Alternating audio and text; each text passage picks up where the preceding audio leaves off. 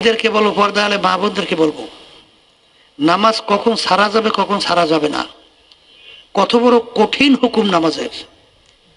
একটা মহিলার সন্তান খালাস হইতেছে, বেশিরভাগ ভিতরে কম ভাগ বাহিরে, ওই অবস্থায় যদি নামাজের রক্ত চলে যাওয়া শুরু করে, যে প্রক্রিয়া হোক, ইশারার মাধ্যমে হোক, ওই অক্তে আল্লাহর বান্দে নামাজ আদায় করতে হবে। সুবহানাল্লাহ। এত বড় কঠিন হুকুম নামাজের। এক ওয়াক্ত নামাজ পড়বে, বলতে বলতে অন্য ওয়াক্ত আসছে। কেউ যদি ইচ্ছা কইরা আলিশামি কইরা এক ওয়াক্তের নামাজ নিয়ে অন্য ওয়াক্তে নিয়ে কাজা কইরা পড়ে, এই অপরাধের জন্য দুনিয়া বা আখিরাতে সময় হিসাব করার পরে দেখা গেছে কোরআন এবং হাদিস অনুযায়ী 2,88,00,000 বছর জাহান্নামের আগুনের ভিতরে জ্বলতে হবে। জোরে বলেন নাউজুবিল্লাহ।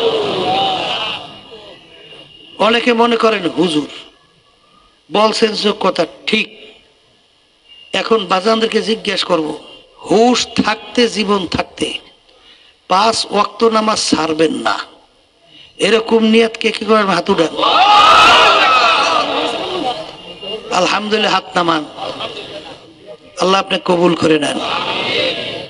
এখন আর বাজানদেরকে বলবো, বিশেষ করে আমার যুবক বাবারা হয়তো বা একটু সমস্যায় পড়তে পারে, মনে মনে বলতে পারে হুজুর মাহফিলে না আসলে তার ওয়াদা করা লাগতো না। আমি জিজ্ঞেস করি, নামাজ পড়লে লাভ আমার না আপনার? বলেন। যে নিজের লাভ বোঝে না, এর সে বোকা তো আর থাকতে পারে না। এবার অনেকে মনে করে যে হুজুর ঠান্ডার ভিতরে শীতের রাত্র, হুজুর ওই সময় উঠে ফজরের নামাজ ঠান্ডা পানিতে উজু করে কত কষ্ট হুজুর, হুজুর এইটা কেমনে পারবো সম্ভব? আসলে কোনো কষ্টই নাই। বলে তা কেমন? রিক্সাওয়ালা আমার বাজানরা রাস্তায় রিক্সা চালায়, গরমে মাথার ঘাম পড়তে থাকে, এর চেয়েও নামাজে কষ্ট? মুখলে কথা বলে। আমার জেলে ভাইরা অনেক সময় সমুদ্রে মাছ ধরে জানের ঝুঁকি নিয়ে, অনেক সময় পেপার পত্রিকা সংবাদে শুনছেন এতজন জেলে নিখোঁজ, জানের ঝুঁকি নিয়ে মাছ ধরে, এর চেয়েও নামাজে কষ্ট? এই কৃষক ভাই আমার কৃষি কাজ করে, অনেক সময় রোদ্রে চামড়া পুইরা কালো হয়ে যায়, এর চেয়েও নামাজে কষ্ট? এর পরেও যদি কেউ কষ্ট মনে করেন, আল্লাহ রাব্বুল আলামিন বলতেছেন কোনো কষ্ট নাই। কারণ আল্লাহ ওয়াদা করছেন, ওয়াল্লাযীনা জাহাদু ফীনা লানাহদিয়ান্নাহুম সুবুলানা ওয়া ইন্নাল্লাহা লামাআল মুহসিনিন। তোমাদের কোনো চিন্তা নাই, যদি আমাকে রাজি খুশির উদ্দেশ্যে অর্থাৎ আমার হুকুম পালন করার জন্য রাস্তায় যদি নামতে পারো, যত বিপদ মুসিবত রাস্তায় আসুক, পাহাড় পরিমাণে যদি মুসিবত আসে, আল্লাহ ওয়াদা করতেছেন আমি তোমাদের জন্য রাস্তা খুলে দেব। রাস্তা কে খুলবে? কিভাবে খুলবে আল্লাহই ভালো জানে। এইটা আপনার আমার ব্রেনে জেহেনে ধরবে না। কথা কেমন? ইউসুফ নবী আলাইহিস সালাতু ওয়াস সালামকে বিবি জুলাইখা 7টা দরজা তালা মারছে, আটকেছে। দরজাও 7, তালাও মারছে। দুনিয়ার কোনো যুক্তিতে বের হওয়ার সুযোগ নেই। জুলাইখা বলতেছে ইউসুফ আমার কথা মানা লাগবে, আটকাইছি 7 দরজা তালা, বের হওয়ার সুযোগ নেই। নবী চিন্তাও করে নাই কিভাবে বের হবে, আল্লাহর উপরে তাওয়াক্কুল কইরা নবী দৌড় মারছে।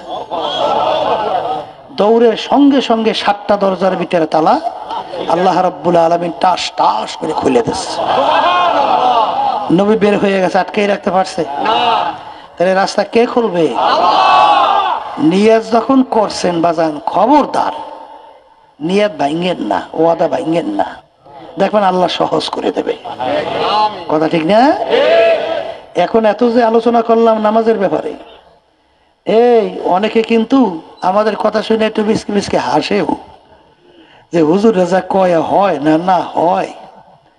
এই দুনিয়ার চিত্ত বিনোদনের জায়গা, এই আনন্দ ফুর্তির জায়গা শেষ করব, কিছু হয় না, না হয়। বাজানদেরকে বলবো, পর্দা আলে মা বোনদেরকে বলবো, এই আল্লাহর বান্দারা, পর্দা আলে মা বোনেরা, কোরআনুল কারীম নাযিল হয়েছে প্রায় 1500 বছর হয়ে গেছে, 100-200 বছর না। কোরআনুল কারীম নাযিল হলো যেই যুগে, ইতিহাসের ভাষায় যুগটাকে অসভ্যের যুগ বলা হয়, অন্ধকারের যুগ বলা হয়। যেই যুগের ভিতরে বাপ তার জ্যান্ত মেয়ে সন্তানটাকে গর্ত খুঁজে জ্যান্ত অবস্থায় গর্তে ফেলাইয়া চাপা মাটি দিয়ে মাইরে ফেলতো। নাউজুবিল্লাহ। এত বড় পশু, যেই যুগের ভিতরে কোনো টেলিফোন, কোনো মোবাইল, কোনো ফ্যাক্স, কোনো ইন্টারনেট, উন্নত কোনো যোগাযোগ ব্যবস্থাও ছিল না। আল্লাহ রাসূল সাল্লাল্লাহু আলাইহি ওয়াসাল্লাম কোনো দুনিয়ার শিক্ষকের কাছে পড়ার সুযোগ পায় নাই, আল্লাহ দেয় নাই। মায়ের পেটে থাকা অবস্থায় আল্লাহ তার আব্বাকে দুনিয়া থেকে নিয়ে গেছে। দুনিয়াতে আসার পর বছর 6 বয়স আল্লাহ তার আম্মাকেও নিয়ে গেছে। 6 বছরের বাচ্চা বাফারা মাহারা, কথা ঠিক না? দুনিয়ার দিক থেকে আল্লাহ রসুলকে বলা হয় উম্মি। আল্লাহ রসুল কিন্তু তার নিজের দস্তখতটাও করতে জানতেন না। আল্লাহ রসুলের আঙ্গুল মোবারকের ভিতরে আংটি মোবারক ছিল, আংটি মোবারক দিয়া সিল মারত। এই উম্মি আল্লাহর হাবিবের উপরে ছোট চটি বই না 30 পারা কোরআনুল কারীম নাযিল হইছে। যার শুরুতে আল্লাহ রাব্বুল আলামিন চ্যালেঞ্জ করে বলে, এর ভিতরে কোনো ভুল সন্দেহ নাই।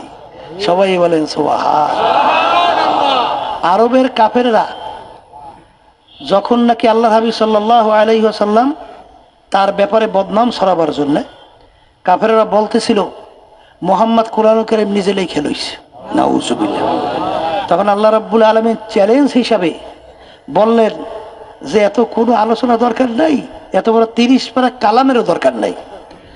তোমরা যদি তোমাদের কথা সত্যই হয় তাহলে কোরআনুল কারীমের 114 সূরা আছে না, এর ভিতরে সবচেয়ে ছোট্ট সূরার নাম হলো ইন্না আতাইনাকাল কাউসার ফাসাল্লি লিরাব্বিকা ওয়ানহার ইন্না শানিয়াকা হুয়াল আবতার। এই আয়াত আল্লাহ রাব্বুল আলামিন বললেন, হাবিব আমার ঘরের সঙ্গে টানাইয়া চ্যালেঞ্জ দেন। দুনিয়ার ইতিহাস এক মানুষ যা পারছে অন্য মানুষ তা পারে নাই, এরকম ইতিহাস দুনিয়াতে আছে? এক বৈজ্ঞানিক যা আবিষ্কার করে তার চেয়ে আরো ভালো ভালো আবিষ্কার নতুন নতুন বৈজ্ঞানিকরা করতেই থাকে। বলেন কথা ঠিক না বেঠিক? তাহলে বোঝা গেল মুহাম্মদ যদি কোরআনুল কারীম নিজেই লিখে থাকে সে একজন মানুষ, তাহলে তোমরা এত বড় সূরা দরকার নেই, এত বড় কালামের দরকার নেই। এই ছোট সূরার মতো পারলে সূরা একটা পারলে বানাই দেখাও। চ্যালেঞ্জ দেওয়ার পরে কাফেররা কি হুঁশ আছে? মিটিং এর পর মিটিং, মিটিং এর পর মিটিং। সূরার মতো সূরা না বানাইতে পারলে তাহলে তো আমাদের কথা আর চলবে না। যত চেষ্টা করে কালামের মতো কালাম বানাইতে পারছে না। বরঞ্চ আবু সুফিয়ান বলছিল জাইনে রাখিস, তোরা যত চেষ্টা করো এই কালাম একদিন না একদিন তামাম দুনিয়াকে জয় করবে। তা আরবের কাফেরাও কালামের মতো কালাম বানাইতে পারে না, ভুল বের করতে পারে নাই। এত বৈজ্ঞানিক দার্শনিক দুনিয়া থেকে গেল, তারা ভুল বের করতে পারছে? তবে ছোটবেলায় আমরা যে ভূগোল পড়ছিলাম, ভূগোল মনে আছে তো? বৈজ্ঞানিকরা আবিষ্কার করার পরে বলছিল দুনিয়া ঘোরে সূর্য ঘোরে না, পড়ছিলেন না? এই একটা ভুল বের করছে, বলেন নাউজুবিল্লাহ। কারণ আল্লাহ রাব্বুল আলামিন কোরআনুল কারীমের ভিতরে বলছেন ওয়াশ-শামসু তাজরি লিমুস্তাকাররিল লাহা, সূর্য তার আপন কক্ষপথে চলমান। আল্লাহ বলে সূর্য চলে, আল্লাহ বলে কি সূর্য? তারা আবিষ্কার করে বলে সূর্য চলে না, দুনিয়া ঘোরে। সূর্য ঘোরে না, কি করে? এর পরেই বৈজ্ঞানিকরা আবিষ্কার করে যে না, তার থিওরি ঠিক হয় নাই, দুনিয়াও ঘোরে সূর্যও ঘোরে। কিছু পরে আবার বৈজ্ঞানিকরা আবিষ্কার করে যে ওর থিওরিও ঠিক হয় নাই, দুনিয়া মোটে ঘুরেই না, শুধু সূর্যই ঘোরে। দুনিয়া সম্পর্কে আল্লাহ কিছু বলেন নাই। তাই শেষ পর্যন্ত বৈজ্ঞানিকরা আবিষ্কার করে বলে দুনিয়া ঘোরে সূর্য ঘোরে না, আবার বলে দুনিয়া ঘোরে সূর্য ঘোরে, আবার বলে দুনিয়া মোটে ঘোরেই না, সূর্যই ঘোরে। আব্বাজার রহমাতুল্লাহ আলাইহি বলতেন ওদের মাথাটাও ঘোরে। তাই ঘুরতে ঘুরতে শেষ পর্যন্ত কোরআনুল কারীম সত্য হয়েছে। কথা ঠিক? এখনো কোরআনুল কারীম আমাদের মাঝে আছে। ফ্রান্সের একজন বিশ্ববিখ্যাত বৈজ্ঞানিক মরিস বুকাইলি, তিনি আসমানি উল্লেখযোগ্য 4 কিতাব, এই কোরআনুল কারীম, তাওরাত, ইনজিল, জবুর, 4 কিতাব নিয়ে রিসার্চ করছে। দেখে লন্ডনে তাওরাতের লাগে এই আমেরিকার তাওরাতের লাগে মিল নেই, পূর্ণ কোনো কি নাই, মিল নেই। এরপরে তাওরাতের মিল নেই, ইনজিলে মিল নেই, জবুরের কোনো মিল নেই। কিন্তু কোরআনুল কারীম দুনিয়ার যে কোনো প্রান্তে রিসার্চ করে দেখে একটা নোক্তারও কোনো পরিবর্তন না। কারণ কি? আসমানি অন্য অন্য কিতাবগুলো পরিবর্তন হইল, আর কোরআনুল কারীম পরিবর্তন নাই কেন? আল্লাহ রাব্বুল আলামিন আসমানি অন্য অন্য কিতাবগুলো নাজেল করার পরে ওর হেফাজত বা সংরক্ষণের দায়িত্ব আল্লাহ নিজে নেয় নাই। কিন্তু কোরআনুল কারীম নাজেল করার পরে আল্লাহ রাব্বুল আলামিন ঘোষণা করছেন, ইন্না নাহনু নাযালনা যিকরা ওয়া ইন্না লাহু লাহাফিজুন। কোরআনুল কারীম নাজেল করলাম আমি, ওর হেফাজত সংরক্ষণের দায়িত্ব নিলাম আমি। কে বলছেন? তাহলে কোরআনুল কারীম তামাম দুনিয়ার সমস্ত শক্তি একত্রিত হইয়া দুনিয়া থেকে মিটাতে পারবেন না। কথা ঠিক না? এই আলোচনার মাধ্যমে কি বুঝলেন? কোরআনুল কারীম সত্য না কোনো ভুল টুল আছে? হ্যাঁ, তাই যদি সত্যই হয় তাইলে আমার বাজামদেরকে বলবো, আমি আপনাদের সামনে কোরআনুল কারীম থেকে আয়াত শরীফ তেলাওয়াত করছি, ওমা খলাকতুল জিন্না ওয়াল ইনসা ইল্লা লিয়াবুদুন। আমি মানুষ এবং জিন এই দুইটা জাতিকে সৃষ্টি করলাম কেন? আল্লাহ বলতেছেন আমার ইবাদতের জন্য। সবাই বলি সুবহানাল্লাহ। আল্লাহ আমাদেরকে সৃষ্টি করছেন কেন বলেন? ইবাদত শব্দের অর্থ কি? উর্দুতে বলে গোলামি, বাংলা অর্থ মালিকের হুকুম অনুযায়ী চলা। মালিকের হুকুম অনুযায়ী চলা, এর নাম কি? ইবাদত। এর নাম কি? ইবাদত। এখন অনেকে বলতে পারেন, হুজুর তাহলে অন্যান্য মাখলুকাতগুলো আল্লাহ সৃষ্টি করলেন কেন? আল্লাহ রাব্বুল আলামিন অন্য আয়াতে বলেন, ওয়া খুলিকা লাকুম মা ফিল আরদি জামিআ। অন্যান্য মাখলুকাতগুলো আমি সৃষ্টি করলাম তোমাদের জন্য। কাদের জন্য? তাহলে আল্লাহ আমাদেরকে সৃষ্টি করছেন তার ইবাদতের জন্য, আর অন্যান্য মাখলুকাত আল্লাহ সৃষ্টি করছেন কেন বলেন? আমাদের জন্য। এখনই বুঝবেন। কলে তাকে বল, এ আল্লাহর বান্দারা, এই সূর্যটা যে আমরা দেখতেছি, সূর্য আমাদের মানুষের দরকার আছে না নাই? হ্যাঁ, সূর্য আমাদের লাগে লাগে। একটা মানুষ দুনিয়া না থাকলে সূর্যের হবে কি? হ্যাঁ, তাহলে সূর্য আল্লাহ আমাদের জন্য সৃষ্টি করছে, ঠিক? আচ্ছা, গাবি গরু আমাদের লাগে? একটা মানুষ দুনিয়া না থাকলে গাবি গরু হবে কি? তাহলে গাবি গরু সৃষ্টি করছে কাদের জন্য? হালি গরু, গাছ, মাছ। একটা মানুষ দুনিয়া না থাকলে গাছের কি হবে? মাছের কি হবে? কিন্তু না থাকলে আমাদের বিপদ আছে। কি কথা ঠিক কিনা? তাইলে আল্লাহ সব সৃষ্টি করলেন কাদের জন্য? আর আমাদেরকে আল্লাহ সৃষ্টি করলেন কেন বলেন? তার ইবাদতের জন্য। এখন ইবাদত কাকে বলে এটা বোঝা লাগবে না?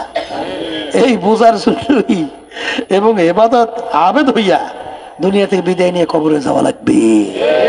কথা ঠিক কিনা? নিছক নামাজের জন্য কি আল্লাহ আমাদেরকে সৃষ্টি করেন নাই? নিছক রোজার জন্যই সৃষ্টি করেন নাই? যদি করতেনি, মাগরিবের নামাজ ফরজ 3 রাকাত পড়ছি, বেজোর সংখ্যা, সবাই একত্রিত হয়ে যায় 4 রাকাত পড়ি, জোড়া জোড়া কাতারের রাকাতের সংখ্যাও বাড়ছে, 4 রাকাত, ঠিক না? সব এত বাড়ছে, বেশি পড়ছি না? 3 রাকাতে 4 রাকাত পড়ছি, এই সংখ্যা বাড়ছে, জোড়া জোড়া হয়েছে, সব হয়েছে, নামাজি হয় নাই। কারণ কি? একটু বুঝলেই হবে, আর লাগবে না।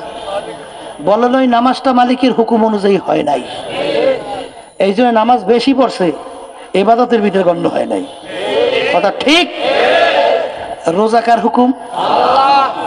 ঈদের দিন যদি কেউ রোজা রাখেন সব না গুনাহ? কারণ কি? বলেন ওই রোজাটা মালিকের হুকুম অনুযায়ী, এই জন্য রাখছেন রোজা, হইছে গুনাহ। তাহলে যেই কাজটা মালিকের হুকুম অনুযায়ী হবে সেটা ইবাদতের ভিতরে গণ্য হবে, আর যেটা মালিকের হুকুম অনুযায়ী হবে না সেটা ইবাদতের ভিতরে গণ্য। কথা ঠিক কিনা? আমাদেরকে বানাইছেন আল্লাহ কেন বলেন? বলেন। এখন আমার বাজানদেরকে বলবো, পর্দা আলে মা বোনদেরকে বলবো, আমার মালিকের হুকুম প্রতিটা মানুষের ব্যক্তিগত জীবনে আছে, আসতে কয় দেখি নাই? পারিবারিক, সামাজিক, কামাই খরচ, ব্যবসা ক্ষেত্রে, রাজনৈতিক জীবনে নাই, সেখানেও আছে। আন্তর্জাতিক জীবন, সুরা সিরা, এই কামাইতে খরচে, সর্বক্ষেত্রে আমার মালিকের হুকুম আছে। আছে না নাই? যেই আল্লাহর বান্দা বান্দি ব্যক্তিগত জীবন থেকে শুরু করে আন্তর্জাতিক জীবন পর্যন্ত প্রতিটা ক্ষেত্রে আমার মালিকের হুকুম অনুযায়ী নিজের জীবনকে চালাতে পারবে, সেই আল্লাহর বান্দা আল্লাহর কাছে তার গোলাম হিসেবে পরিচয় লাভ করতে পারবে। যেই আল্লাহর বান্দি আল্লাহর হুকুম অনুযায়ী নিজের ব্যক্তিগত জীবন থেকে শুরু করে আন্তর্জাতিক জীবন পর্যন্ত চালাইতে পারবে, বান্দি হিসেবে পরিচয় লাভ করতে পারবে। কথা ঠিক কিনা? আর আবেদের মর্যাদা সবচেয়ে বেশি। আবেদের মর্যাদা সবচেয়ে বেশি।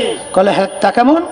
আল্লাহ রাব্বুল আলামিন তার রসুলকে পরিচয় দেয় আব্দুহু ওয়া রাসূলুহু। প্রথম আমার গোলাম, তারপর আমার রসুল, আমার বান্দা, তারপর কি? কথা ঠিক না বেঠিক? এই জন্য আবদিয়াতের দরজা সবচেয়ে বড়। এই জন্য আমার ভাইদেরকে বলো, পর্দা আলে মা বোনদেরকে বলবো, বাজান ভালো লাগুক বা না লাগুক বইলে তো যাওয়া লাগবে। ঠিক না? সব মানুষ যদি একমুখী হয়, সেই জোয়ারে আপনার আমারও জোয়ার বাসাইতে হইবে। হ্যাঁ, আল্লাহ রাসূল সাল্লাল্লাহু আলাইহি ওয়াসাল্লাম যখন আসছিলেন তখন তার সঙ্গে মুসলমান ছিল কেটা? তার সঙ্গে কেউ ছিল ইমানদার?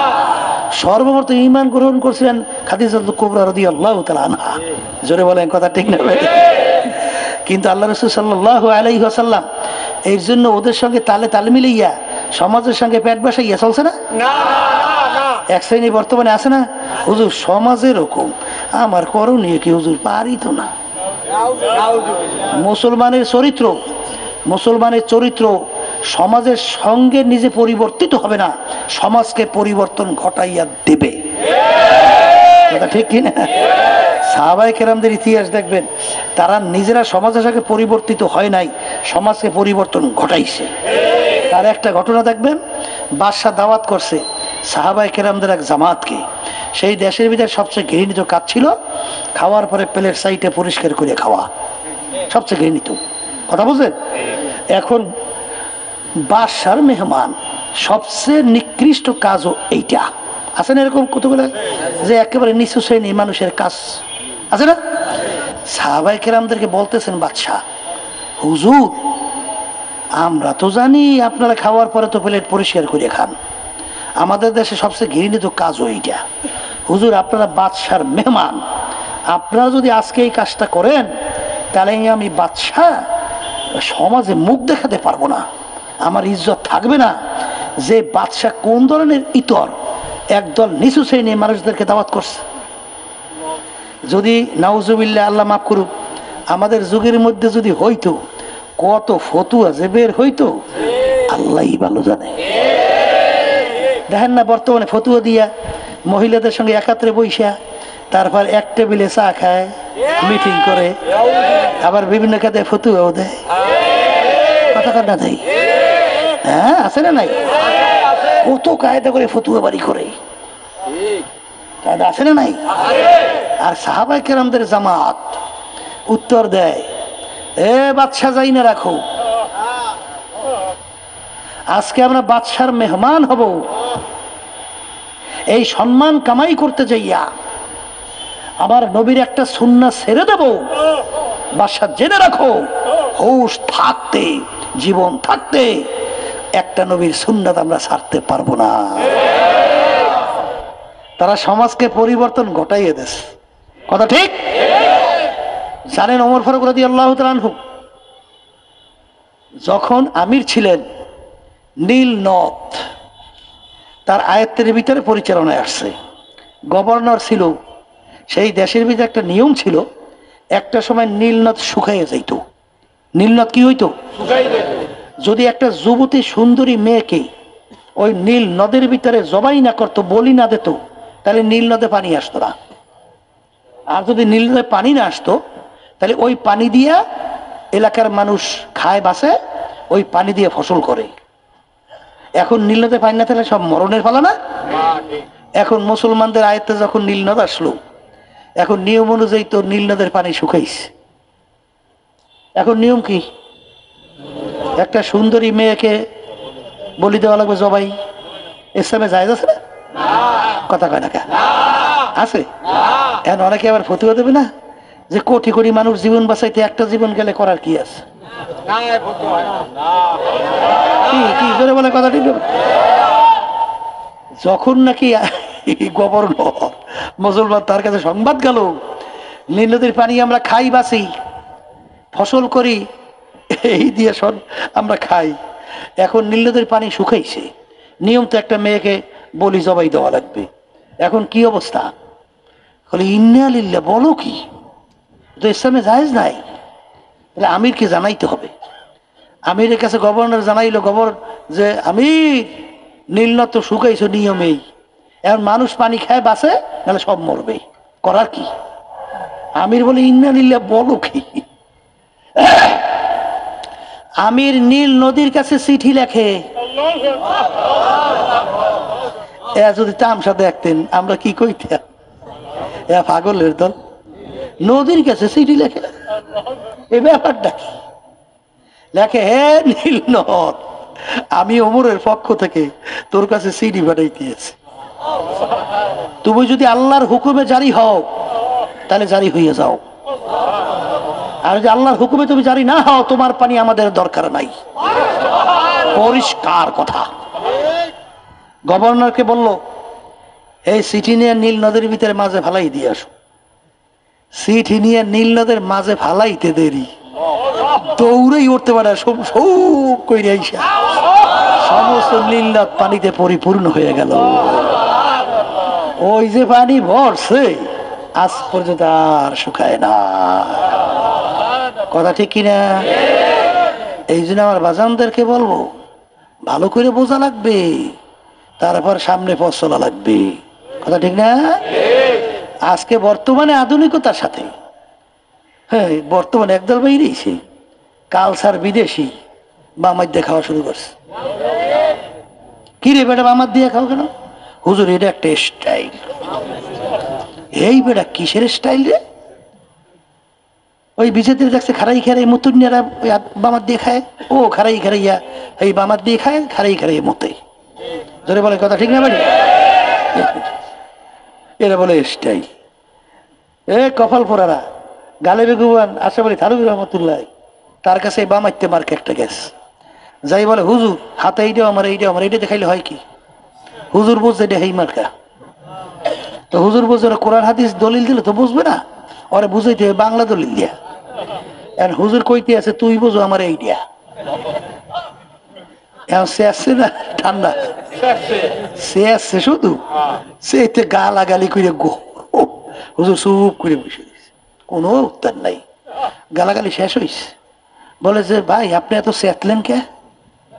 কলে আপনি অভদ্র মানুষ। কেমনে অভদ্র? কলে আপনি আমার এই আঙ্গুল দেখাইয়া অপমান করছেন। এই বেটা আঙ্গুল এইটাও আমার, এইটাও আমার, এইটা দেখলে তুই শেষ, এইটা দেখলে চেতলি না, কারণটা কি? এই আহাম্মু, হাতে এইটাও আমার, এইটাও আমার। ডাইন হাত আল্লাহ বানাইছেন ভালো ভালো কাজের জন্য, খাওয়া সহ বিভিন্ন কাজ, বাম হাত বানাইছেন শস্য সহ বিভিন্ন কাজের জন্য, তুই এইটার সঙ্গে এটা মিলেও করে আহাম্মু আছে না নাই? হ্যাঁ, ওই অভ্যাসে অভ্যস্ত হয়েছে, ওই কালচারে অভ্যস্ত হয়েছে। আধুনিকতা, আধুনিকতা হইতে হইতে এখন গায়ে কাপড় নেই, মাথায় কাপড় নেই, পাশায়ও কাপড় নেই। এখন যে যত বড় ল্যান্ড হইতে পারে, এইটাই আধুনিকতার চরম। তুই কি জানছ তোর যে একটা সম্মান ছিল, তোর এই কারণে তোকে এখন মানুষ থু ফালায়। কথা ঠিক না? এই জন্য আমার বাজানদেরকে বলবো, এর ভিতরে শান্তি নাই, হারামে আরাম নাই। কথা ঠিক কিনা? মনে তো করে যে হারামে আরাম, প্রত্যেকটা হারামের ভিতরে অশান্তি, আর প্রত্যেকটা এই হালালের ভিতরে শান্তি। না চললে বুঝবা কেমনি? এই জন্য আমার ভাইদেরকে বলবো, পর্দা আলে মা বোনদেরকে বলবো, ফাসাও ফাতার ইদিন কাশাফাল গুবার আফারা সুনতাহ তার জলকা মেহমারো। এ দুনিয়াদার পাগল, আজকে তুমি আমি পরিচয় দেই আমি পীর, কেউ পরিচয় দেয় আমি মুফতি, কেউ পরিচয় দেয় আমি চেয়ারম্যান, কেউ পরিচয় দেয় আমি মেম্বার, কেউ পরিচয় দেয় আমি এমপি, কেউ পরিচয় দেয় আমি মিনিস্টার, কেউ পরিচয় দেয় আমি অমুক জমিদার, আমি অমুক বড় ধনী, অমুক অমুক অমুক।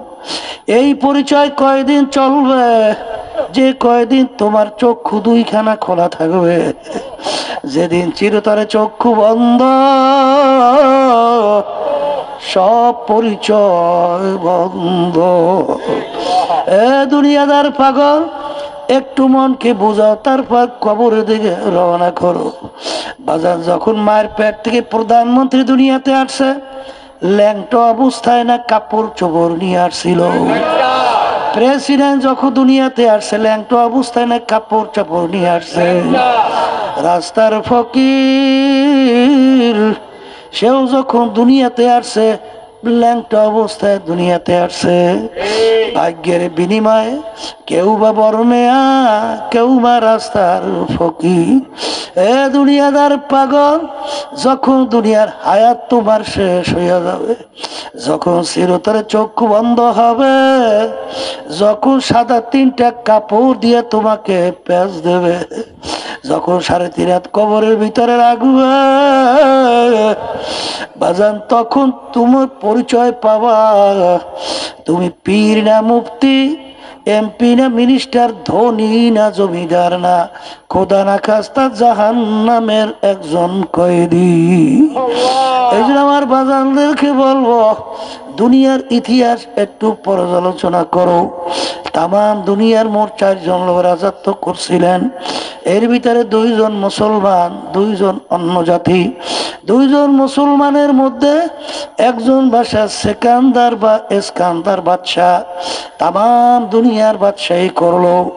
ইন্তেকালের আগে ওসিয়াত করলো, আমার মৌতের পরে আমাকে গোসল করাইয়া, কাপড় পরাইয়া, জানাজা পরাইয়া, খাটের ভিতরে উঠাইয়া, হাত ধরে একটু বাহিরে রেখা শহরটাকে ঘুরাইয়া, তারপর নিয়ে আমাকে দাফন করিও।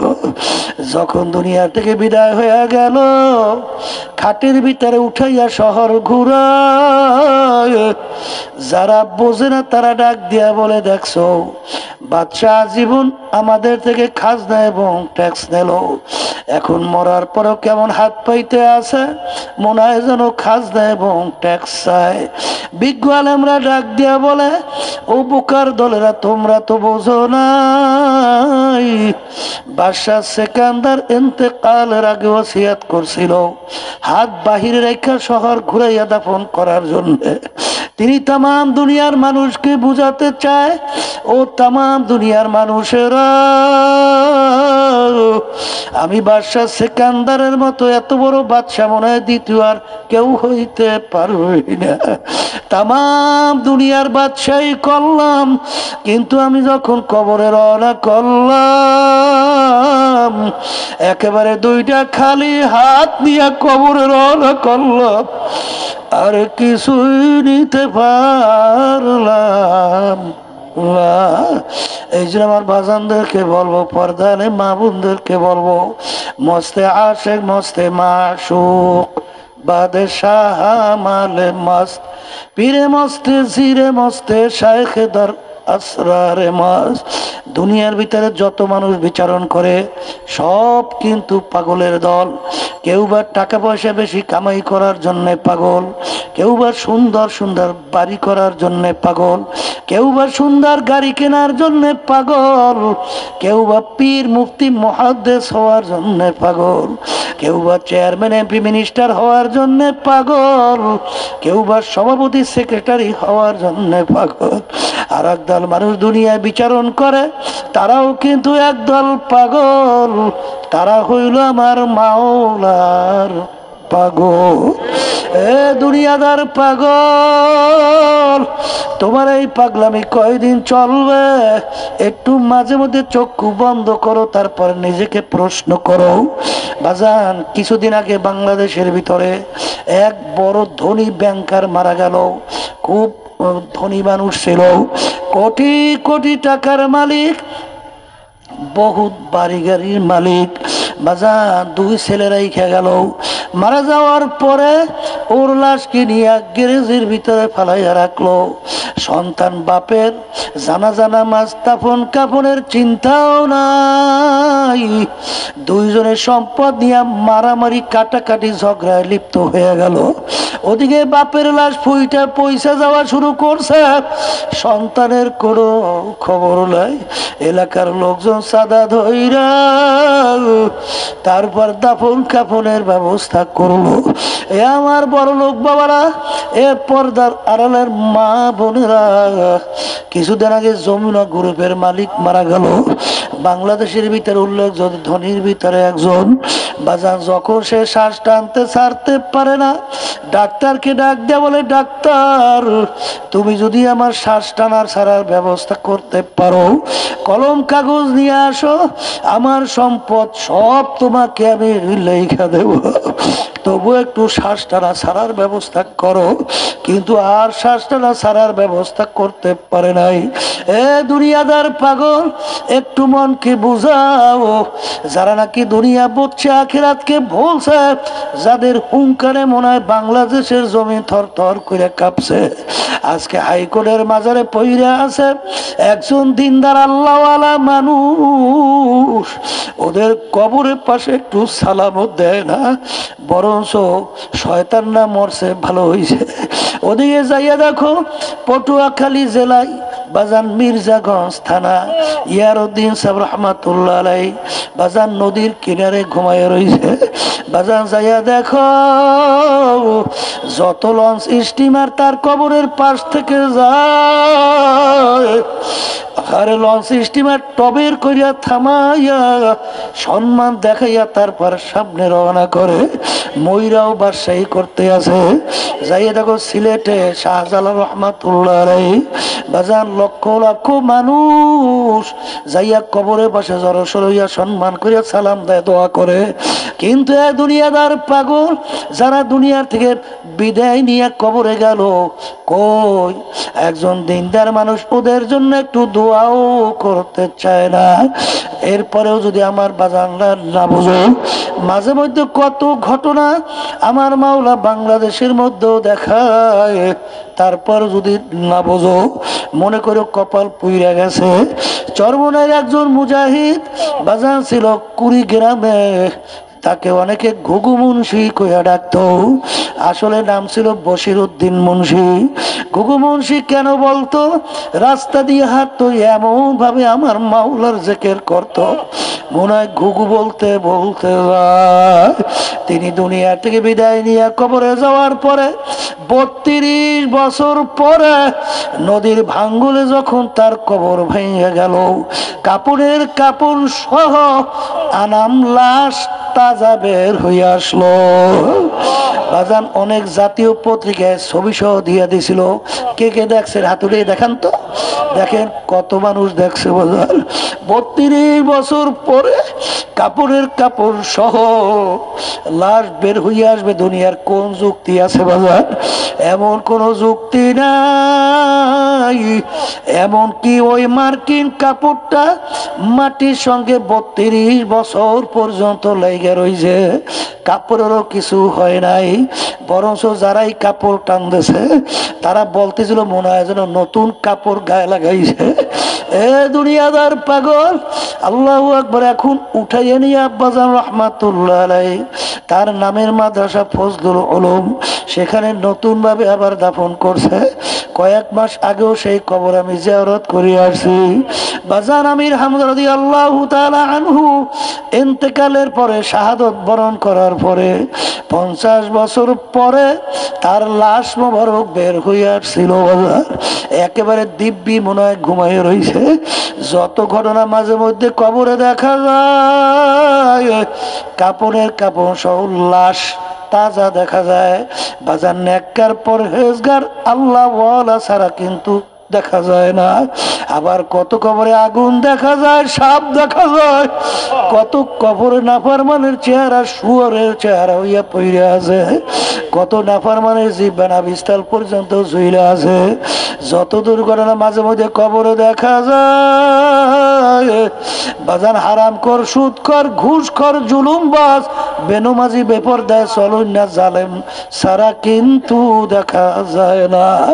এই জন্য আমার বাজানদেরকে বলবো, পর্দালে মা বোনদেরকে বলবো, বাজান কবরে কিন্তু কোনো টাকার গরম চলবে না, কবরে কিন্তু কোনো বংশের পরিচয় চলবে না, তুমি কোন দলের লোক পরিচয় চলবে না।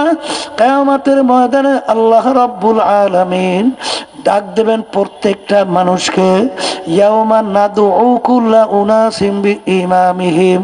কিয়ামতের ময়দানে আমার মালিক প্রত্যেকটা মানুষকে তার দলের নেতা নেত্রীর সঙ্গে ডাকবে। ডাইকে আমার মালিক বলবে, তোর দলের নেতা নেত্রী যেদিকে যায় ওদের পিছনে পিছনে সেই দিকে চইলা যা। এক কথায় তোমার নেতা নেত্রী যেখানে জায়গা তোমারও সেইখানে জায়গা।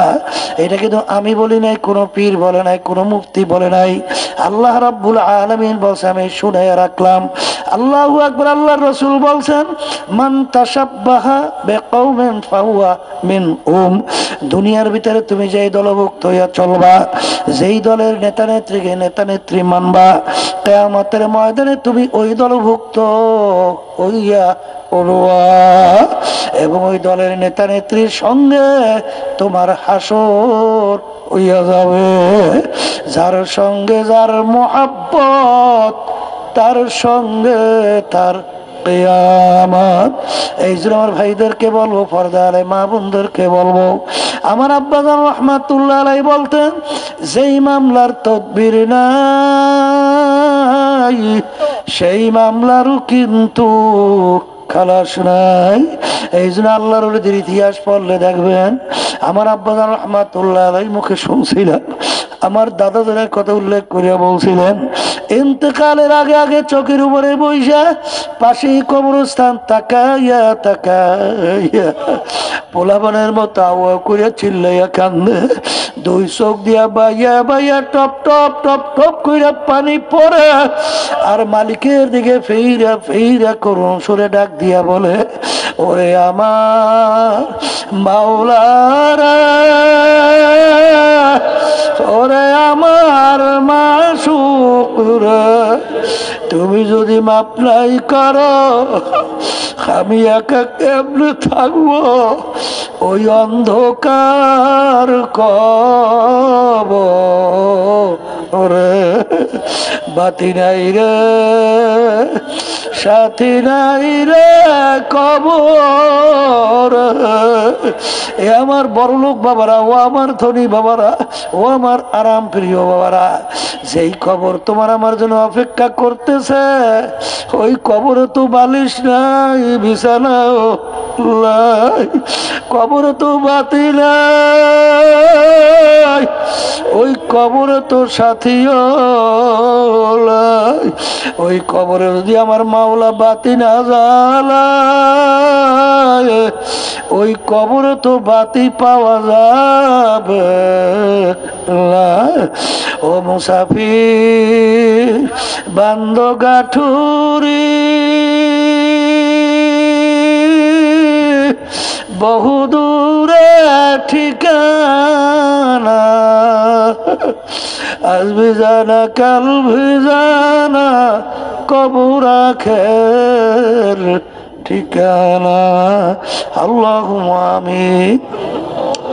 এই ঘরের মেয়ে লোকেরা হাত উঠাও, গুনার কথা মনে করো, দুই চোখের পানি ফালাও, আমার মালিকের দরবারে কাঁদলো আর বাপ চাও।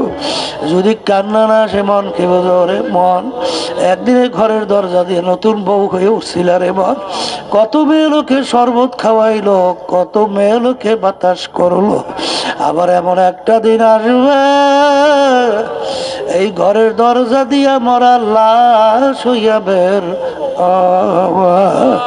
ছেলে কানবে মামা কর, মেয়ে কানবে মামা কর, জবাব তো আর দিবানা। আল্লাহ আপনি একটু এই মাঠের দিকে চাইয়া দেখেন আপনার বন্ধারা কিভাবে কান্দে। মালিক আমাদের ছেলেও মরে নাই, মেয়েও মরে নাই, গুনাহ করে বসছি রে, মাফ করে দেন গো মাওলা, মাফ করে দেন। এ আল্লাহর বান্দারা জোর করে কান্দেন, এ আল্লাহর বান্দারা জোর করে কান্দেন।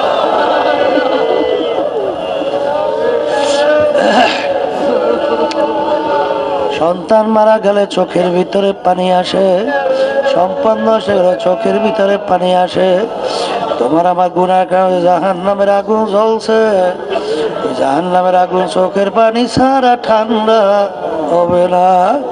আল্লাহ যাদের উসিলে মাহফিল হইল, চেষ্টাকারী সাহায্য করলো, আমরা যারা মাহফিলে উপস্থিত হয়ে গেলাম, সবার উপরে খাস মেহেরবানি নাযিল করেন আল্লাহ। আল্লাহ আমাদের আম্মা আব্বা আত্মীয় স্বজন যারা কবরে শুয়ে রয়েছে, আমার মুজাহিদ ভাইরা, মা বোনেরা, দিনদারেরা, তাদের সবার কবরকে বেহেশতের বাগান বানায়া দেন আল্লাহ। আমি আপনারা যারা অসুস্থ সবাইকে সুস্থ করে দেন আল্লাহ। আমাদের সকলের মেয়েদেরকে, ছেলেদেরকে, স্ত্রী আত্মীয় সবাইকে দিনদার হিসেবে কবুল করে নেন, হক্কানি আলেম আলেমা হাফিজ হিসেবে কবুল করে নেন। সুবহান রাব্বিকা রাব্বিল ইজ্জাতি আম্মা ইয়াসিফুন ওয়া সালামুন আলাল মুরসালিন আলহামদুলিল্লাহি রাব্বিল